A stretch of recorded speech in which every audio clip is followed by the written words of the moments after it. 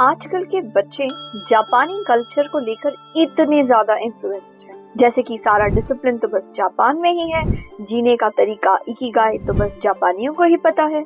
लेकिन ये बात सच भी तो है कि हम में से कितने सारे लोग इनडिसिप्लिन के शिकार हैं। तो हम जापानियों से क्या सीख सकते हैं डिसिप्लिन के बारे में, जीने के बारे में, सबसे बड़ी चीज अपने ओवर थिंकिंग को खत्म करने के बारे में। क्योंकि मुझे तो यही लगता है कि हमारी सबसे बड़ी प्रॉब्लम्स में से एक प्रॉब्लम है ओवर थिंकिंग। तो अगर आप जानना चाहते हैं कि जापानी लोग अपने ओवर थिंकिंग को खत्म कैसे करते हैं, तो इस वीडियो को आखिर तक देखिए।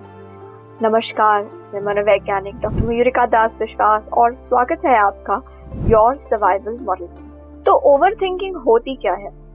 ओवर थिंकिंग में आपको एक ही विचार बार बार आ रहा है, एक ही तरह के इमेज आपके दिमाग में बार बार घूम रहे हैं, जिसकी वजह से आपको स्ट्रेस हो रहा है, जिसकी वजह से आप कोई प्रॉब्लम का सलूशन नहीं ढूंढ पा रहे हैं, एक ही चक्र में घूम रहे हैं।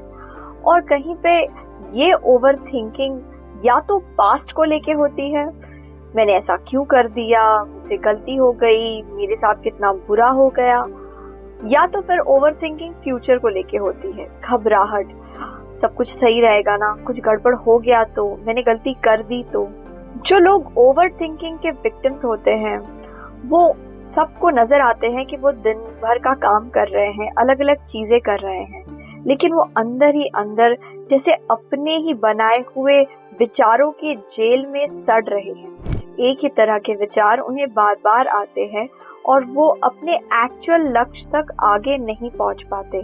दूसरों को पता नहीं चलता कि किस तरीके से ओवर थिंकिंग के वजह से वो जिंदगी में पीछे रह रहे हैं और अपने आप को आगे नहीं ले जा पा रहे, अपना बेस्ट सेल्फ नहीं दिखा पा रहे हैं। तो चलिए जानते हैं जापानियों के प्रमुख टेक्निक्स क्या है ओवर थिंकिंग को खत्म करने के। पहला है शिनरिन योकू, यानी कि फॉरेस्ट ब्रीदिंग, यानी कि हरियाली के पास रहना, इतना सारा समय हरियाली में बिताना कि जैसे कि आप हरियाली में बिल्कुल भीग गए हैं, नहा गए। वैज्ञानिक ली के रिसर्च आर्टिकल के अनुसार जो लोग प्रकृति में ज्यादा समय गुजारते हैं और शिनरिन योकू का आनंद लेते हैं, यानी कि फॉरेस्ट बेदिंग, इन लोगों के अंदर एंजाइटी बहुत कम हो जाती है समय के साथ। जंगल में समय बिताने से इंसान को मेंटल क्लैरिटी मिलती है, उसे अपने समस्या को एक नए सॉल्यूशन ओरिएंटेड एंगल से देखने का मौका मिलता है।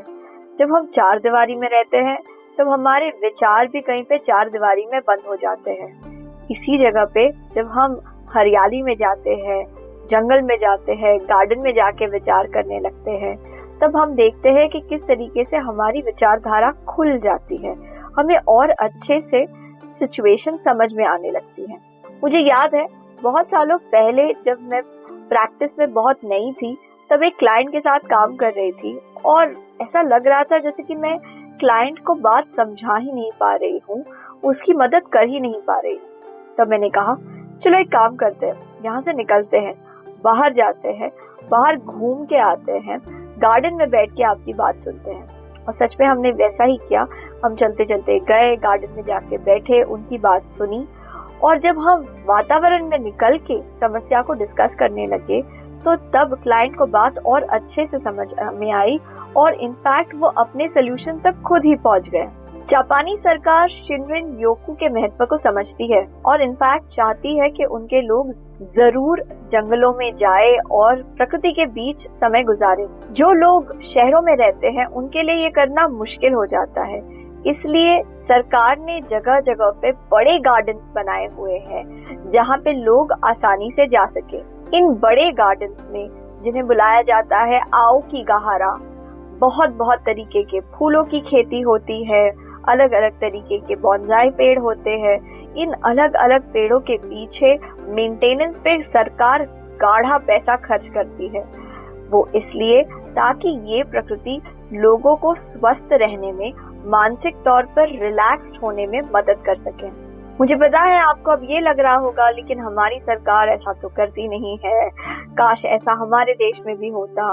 देखो, सरकार अपने स्तर पे जो करे सो करे, लेकिन आप और मैं भी अपने घर में पेड़ पौधे लगा सकते हैं। ऐसे बहुत सारे पौधे हैं जो बहुत फूल देते हैं, ऐसे बहुत सारे पौधे हैं जो बहुत हरियाली देते हैं। कुछ ऐसे पौधे हैं जिनको मेंटेन करने की खास जरूरत ही नहीं पड़ती, बस हफ्ते में एक बार पानी डालो और मस्त। आप अपने हिसाब से अपने पौधे को चुन सकते हैं, अपने पसंद और अपने कमिटमेंट लेवल के हिसाब से। लेकिन हम सभी को कमिट करना चाहिए कि अगर हम स्ट्रेस से बचना चाहते हैं तो हम जरूर गार्डनिंग को अपनी जिंदगी का एक हिस्सा बनाएंगे। अगली टेक्निक है कॉनमारी। मेरी जिंदगी पे अगर किसी जापानी टेक्निक ने बहुत ज्यादा प्रभाव डाला है तो वो है मैरी कोंडो की कॉनमारी टेक्निक। कॉनमारी टेक्निक बेसिकली सामान को फोल्ड करने की या फिर चीजों को समेट के ऑर्गेनाइज करके रखने की एक टेक्निक है। मैरी कोंडो दुनिया की सबसे बड़ी विशेषज्ञ है ऑर्गेनाइज करने में। मैरी कोंडो कहती है कि हमें जिंदगी में उन चीजों को रखनी चाहिए जो हमें खुशी देती है। If there is something that does not spark joy, then let it go. ये बहुत महत्वपूर्ण है कि वो सारी चीजें हमारी जिंदगी में रहे जो हमें खुशी देती है, और अगर कोई ऐसी चीज है जिसे हमने सिर्फ अटैचमेंट के लिए रखा हुआ है और वो अब हमें खुशी नहीं देती, तो उसे जाने दो। उसके लिए इस यूनिवर्स में कोई और जगह बनी हुई है, लेकिन अब वो आपके दुनिया के लिए फिट नहीं है। जब मैंने मारी कोंडो की कॉनमारी टेक्निक को समझा, उसके बाद मैंने अपनी जिंदगी से बहुत सारे बेकार के पुराने कपड़े, ऐसी किताबें जिन्हें मैं पढ़ती नहीं, ऐसे सामान जिन्हें मैं इस्तेमाल नहीं करती, उन्हें निकाल निकाल के फेंक देना शुरू कर दिया। इससे मेरे घर में बहुत ज्यादा खाली जगह बन गई। जब खाली जगह बनने लगी तब मेरा स्ट्रेस लेवल भी जैसे अपने आप ही कम होने लगा।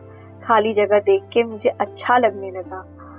कॉनमारी टेक्निक में कपड़ों को फोल्ड करके सुंदर से सजा के रखने की भी टेक्निक होती है, जिस चीज का इस्तेमाल मैंने किया।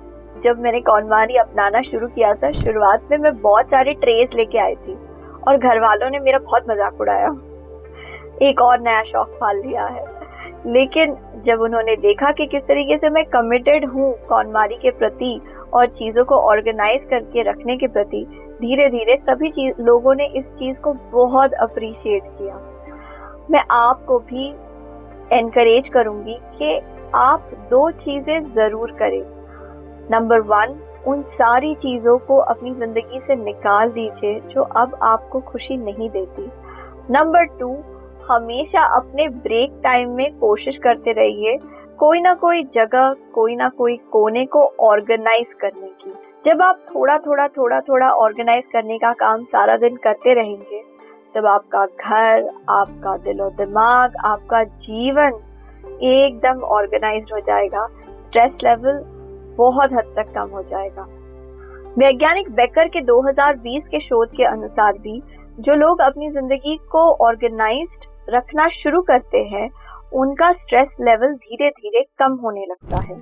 क्या आपने कभी सोचा है हमें अलग अलग तरीके के DIY और बेस्ट आउट ऑफ वेस्ट वाले वीडियो इतने ज्यादा अच्छे क्यों लगते हैं? इसका जापानी कारण है वाबी साबी। वाबी साबी का मतलब है जो भी चीज इम्परफेक्ट है उसमें सुंदरता ढूंढ के निकालना। जैसे कि एक छोटे बच्चे को अपनी मोटी माँ बहुत सुंदर लगती है, प्यारी और नरम नरम लगती है। एक छोटी लड़की को अपने स्ट्रिक्ट पापा बहुत हीरो जैसे लगते हैं। लगता है कि वो दुनिया में किसी से भी फाइट कर सकते हैं और लड़के जीत सकते हैं। यही है इम्परफेक्शंस में सुंदरता देखना। किसी भी चीज को सुंदर होने के लिए, प्यारी लगने के लिए, मन भाने के लिए उस चीज का परफेक्ट होना जरूरी नहीं है।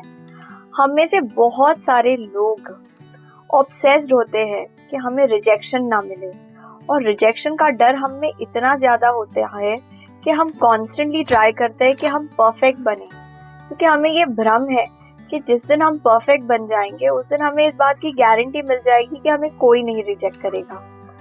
लेकिन ये पूरी तरीके से कभी होने ही वाला नहीं है, क्योंकि परफेक्ट तो कोई कभी बन ही नहीं सकता। आप भगवान नहीं है, बन भी नहीं सकते। इसीलिए कोशिश करते रहिए बेहतर बनने की। लेकिन अगर आप अपने आप को अपने इम्परफेक्शंस के साथ पसंद करने लगेंगे, तब आपका कॉन्फिडेंस एक नए ही लेवल पे पहुंच जाएगा। आप नए चीजों को ट्राई करने के लिए रेडी हो जाएंगे। जब आप दूसरों को भी उनके इम्परफेक्शंस के साथ अपनाने लगेंगे, तब आप देखेंगे कि आपके दोस्तों की, समर्थकों की, प्यार करने वाले लोगों की लिस्ट बढ़ती ही बढ़ती जा रही है। क्योंकि हर कोई यही तो चाहता है कि कोई सच्चा दोस्त मिले जो हमें हमारे इम्परफेक्शंस के साथ अपनाए।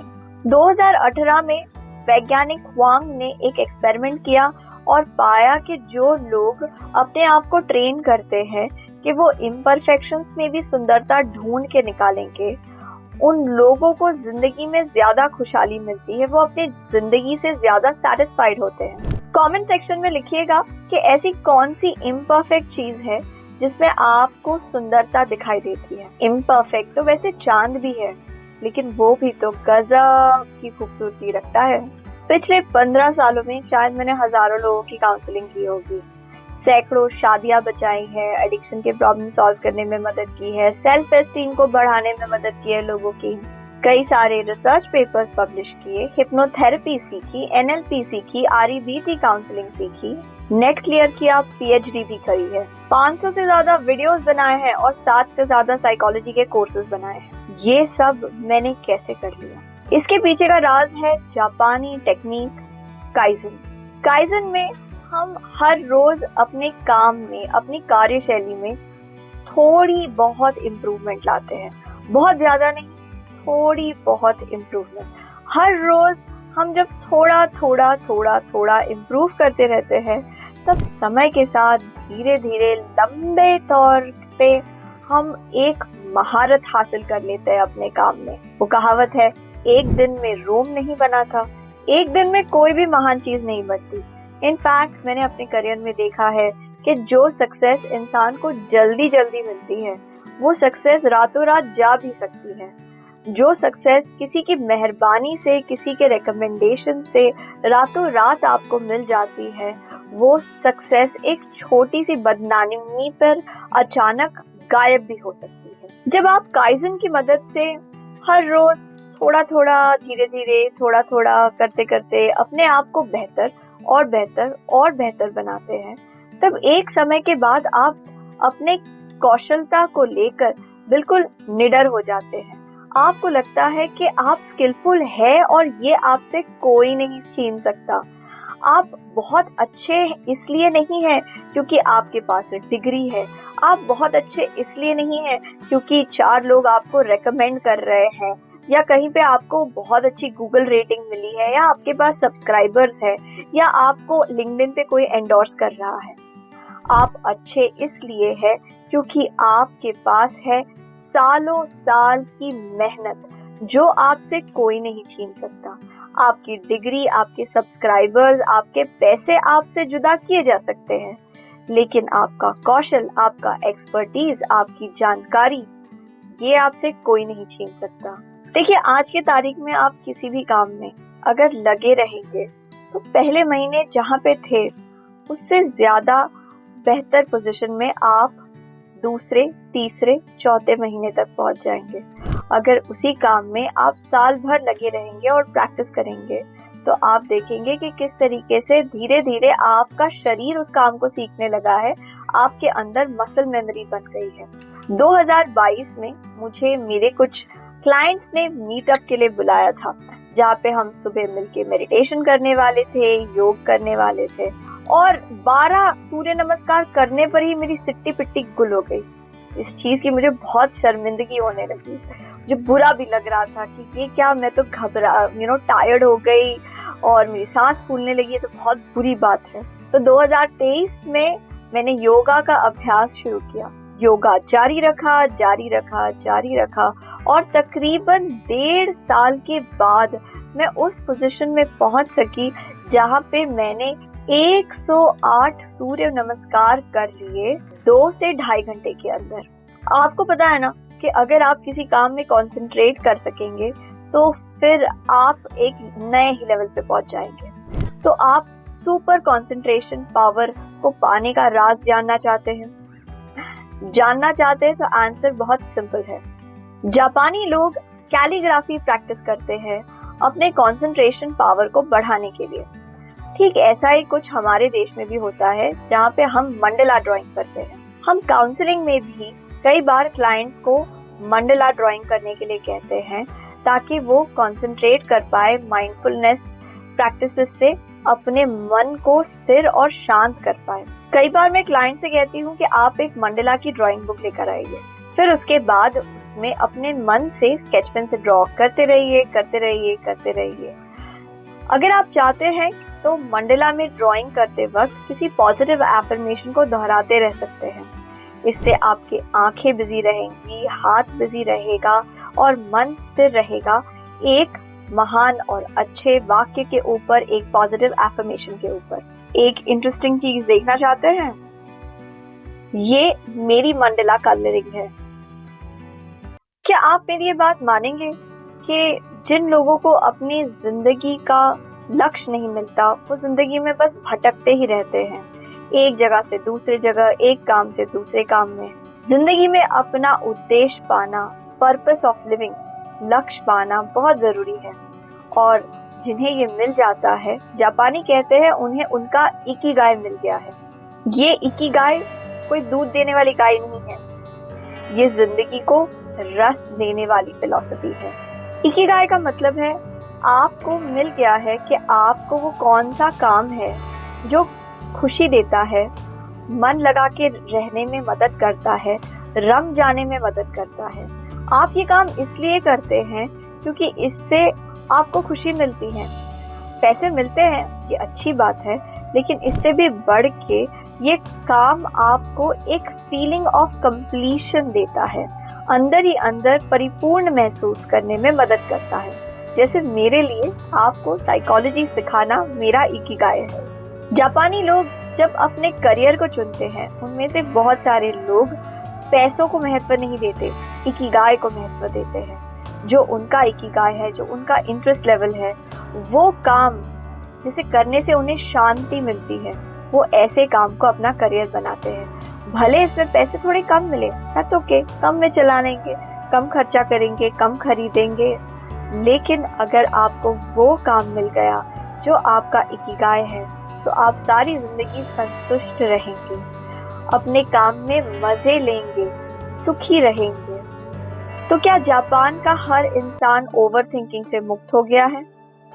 हर इंसान तो नहीं, लेकिन इन फिलॉसफीज को फॉलो करने वाले जो भी इंसान हैं, जो माइंडफुलनेस प्रैक्टिस करते हैं, चाहे वो माइंडफुलनेस रंगोली बना के हो, या चाहे वो माइंडफुलनेस कैलीग्राफी करके हो, या मंडला बना के हो, वो धीरे धीरे अपने मन को आसानी से स्थिर कर लेते हैं और उसका आनंद लेते हैं। जब हम नेचर के पास जाते हैं, विशाल समुद्र के सामने बैठना, या फिर अपने सामने एक बड़े ऊंचे पहाड़ को तारते हुए देखना, या धीरे धीरे चढ़ते चढ़ते पहाड़ की चोटी तक पहुंचना और वहां से नीचे देखना, जब हम नेचर के बीच में होते हैं, जंगल के बीच में होते हैं, तब हमें पता लगता है कि असल में हमारी समस्याएं, हमारे डर कितने छोटे हैं। हम इस दुनिया में ही बहुत कम समय के लिए हैं। ये नदियाँ, ये पहाड़, ये सब कुछ यही रहने वाला है, लेकिन हम हमेशा यहाँ नहीं रहेंगे। तो इसलिए छोटी छोटी चीजों को लेके ओवर थिंकिंग करने की कोई जरूरत नहीं है। नेचर के बीच रहो, नेचर आपको बताएगा कि आप किस तरीके से नेचर से ही बने हैं, पंच तत्वों से बने हैं, नेचर के ही एलिमेंट से बने हैं आप, और इसीलिए आपको नेचर में बिल्कुल सहज होके रहना चाहिए। जब हम हमारी जिंदगी को ऑर्गेनाइज कर लेते हैं, तब हमें ये पता चलता है कि किस तरीके से हमने अपने लोभ के वजह से अपनी जिंदगी में एक्स्ट्रा फालतू का कचरा भर के रखा था। कॉनमारी टेक्निक हमें पहले ये सिखाती है कि हमें अपने लोभ के ऊपर ही कंट्रोल करना पड़ेगा। जब हम कॉनमारी टेक्निक के वजह से आए दिन अपने घर को, अपने कमरे को, अपने अलमारी को साफ करते हैं और कचरा बाहर निकाल देते हैं, वो सारी चीजों को बाहर निकाल देते हैं जिन्हें हम पिछले 6 महीने से नहीं इस्तेमाल कर रहे हैं, या जिन्हें देखकर हमारे मन में खुशी की लहर नहीं दौड़ रही है। जब इन चीजों को हम निकाल देते हैं, तब हमें धीरे धीरे एहसास होने लगता है कि हमें किस तरीके से लोभ में पड़ के कचरा खरीदना बंद करना होगा। जब आप अपने लोभ और लालच से मुक्त हो जाएंगे, तब आप अपने एक्सेसिव कचरे से, एक्सेसिव टेंशन से मुक्त हो जाएंगे। जब आपके पास चीजें ही कम होंगी तो चीजों को खोने का डर भी कम होगा, और जब आप निडर हो जाएंगे तब आपको कोई रोक ही नहीं सकता। अगर आपको जिंदगी में इसलिए बिजनेसमैन बनना है क्योंकि अमन गुप्ता ने अपना बहुत बड़ा एम्पायर खड़ा कर लिया है, इसलिए स्टैंड अप कॉमेडी करनी है क्योंकि Zakir Khan stand up comedy करके बहुत पैसे छाप रहे हैं, और इसलिए एक्टिंग करनी है क्योंकि पंकज त्रिपाठी को अब बहुत सारी फिल्में मिल रही है और वो मुंबई में आलीशान घर में रहते हैं, तो फिर आपको ये काम में पता नहीं सक्सेस मिलेगी या नहीं, या लेकिन शांति तो मिलने से रही। अगर आप अपने काम में मजा चाहते हैं, शांति चाहते हैं और समय के साथ धीरे धीरे ग्रो करना चाहते हैं, तो अपने इकिगाई को पहचानिए। वो कौन सी चीज है जिसे आप करते रह सकते हैं, अगर उसमें सक्सेस ना भी मिले तो भी। मेरे लिए वो काम वीडियो बनाना है, आपके लिए क्या है?